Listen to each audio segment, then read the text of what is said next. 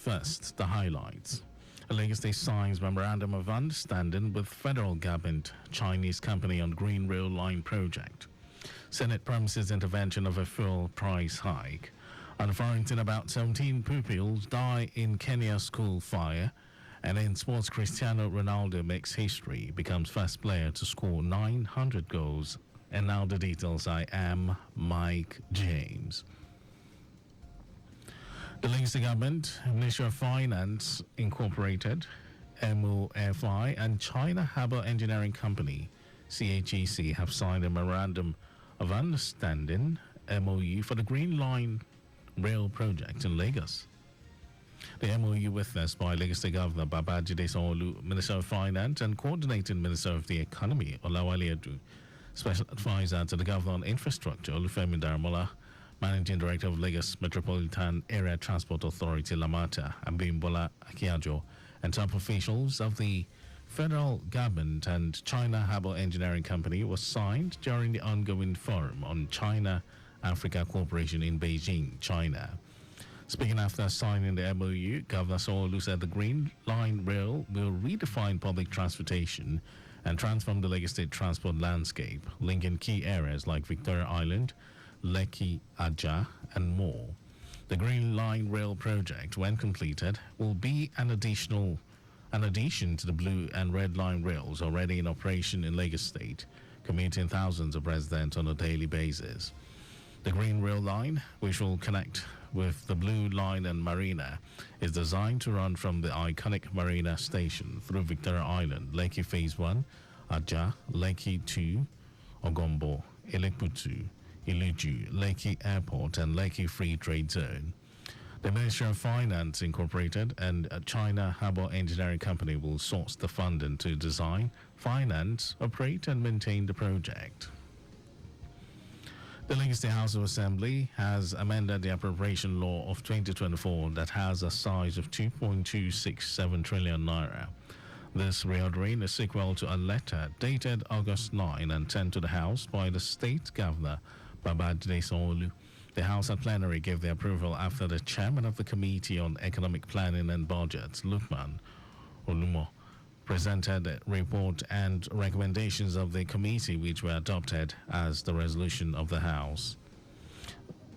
Though the total budget size remains the same, the recurrent expenditure was reduced from 952.43 billion naira in the original budget to 935.38 billion naira, while the capital expenditure was increased from 1.31 trillion naira to 1.33 trillion naira following the reordering.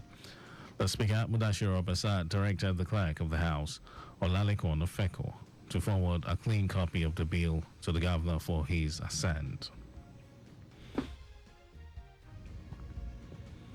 The Lagos government and its development partners have canvassed for an all-encompassing data collection that would ensure equity and resilience for sustainable development and population growth.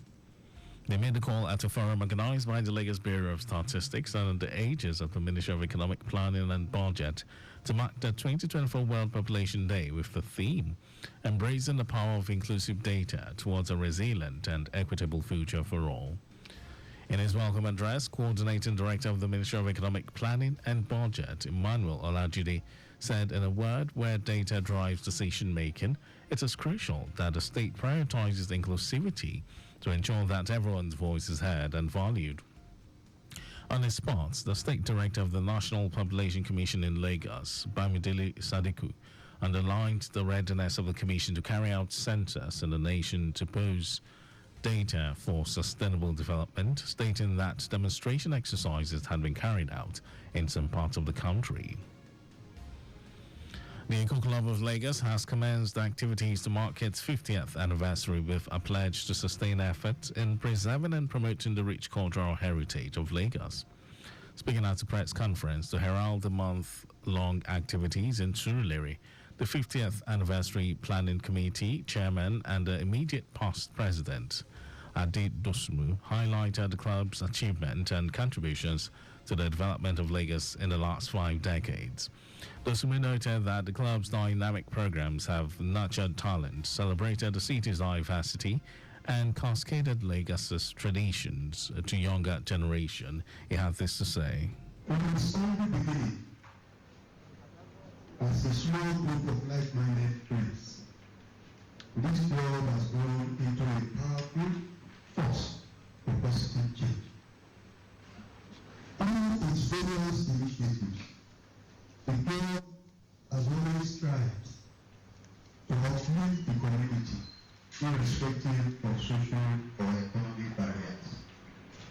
One cannot speak of the achievements of Eco Club without acknowledging the numerous contributions it has made to the cultural tapestry of our state.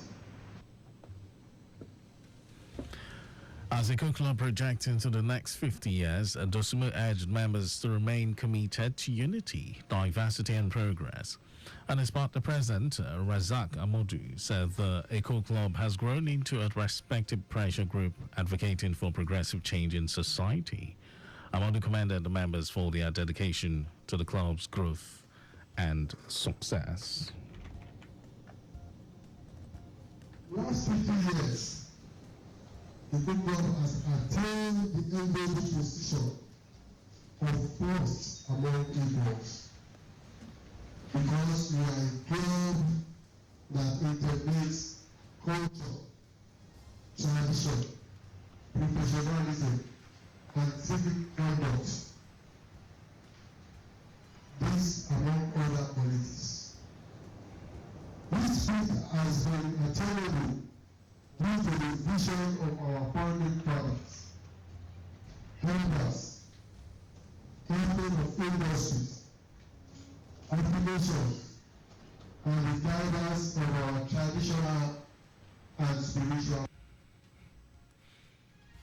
Other activities to commemorate the Eco Club 50th anniversary celebrations include Jumat service at the Lagos Central Mosque on September 6, a church service on Sunday, a lecture and documentary screening on September 11, a health walk, as well as special events with the president and the grand finale. And over to the rest of the stories. The Senate has pledged to address Nigerians' concerns regarding the recent fuel price hike. Spokesperson Yemi Adaramodu said the Senate would investigate complaints from citizens once the National Assembly resumed. He assured Nigerians that relevant committees would be tasked with examining all issues affecting the public, stressing that the Senate was committed to supporting Nigerians during these challenging times. And Aramondo highlighted that the focus would be on the fuel price increase and other constitutional and socio-economic matters impacting the country. Nigeria is committed to achieving universal energy access by 2060 with a short-term target of attaining 30 gigawatts. Minister of Power Adebayo Adelabu announced this while speaking at the China-Nigeria Economic Cooperation and Trade Conference in Beijing, China. Adelabu emphasized that these targets present an opportunity for further partnership between the Chinese investment community and Nigeria to increase the penetration of cleaner and more sustainable energy solutions. He outlined measures put in place to achieve these targets, including streamlining legislative and policy processes, leveraging public and private funds, embracing technology and innovation, and fostering strategic partnerships. Yobe State Governor Mai Bumi has held a crucial meeting with the Chief of Defense Staff, Christopher Musa, to discuss the recent surge in security breaches within the state. In a statement by the Director General of Media and Press Affairs, Maman Mohammed, Governor Buni expressed deep concern over the escalating incursions of terrorists into the state. The governor emphasized the need to address the attacks on soft targets along the borders, where lives are lost and properties are looted. Buni acknowledged the overall improvement in security across the state, but raised alarm over the recent terrorist activities, infiltrating the borders and targeting vulnerable communities. On his part, the Chief of Defense Staff, Christopher Musa, pledged to deploy additional personnel and implement innovative strategies to curb the movement and attacks by criminal elements in identified areas. He emphasized the importance of enhanced collaboration between the armed forces and local communities to effectively combat terrorism and other criminal activities nationwide. And in some foreign news, at least 17 pupils have died after a school in central Kenya caught fire on Thursday night. Police said their fears the death toll could rise as more than a dozen others have been taken to hospital with severe burns. The cause of the fire is not yet known. President William Ruto called the fire horrific and devastating and has ordered an investigation.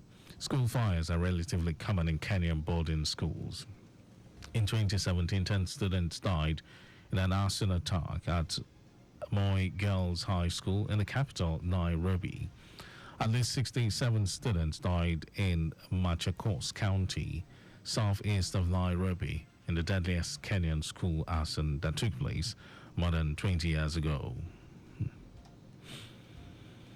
And over to sports news, Cristiano Ronaldo became the first men's player in history to score 900 goals in official matches, reaching his latest milestone in Portugal's UEFA Nations League against Croatia in Lisbon on Thursday.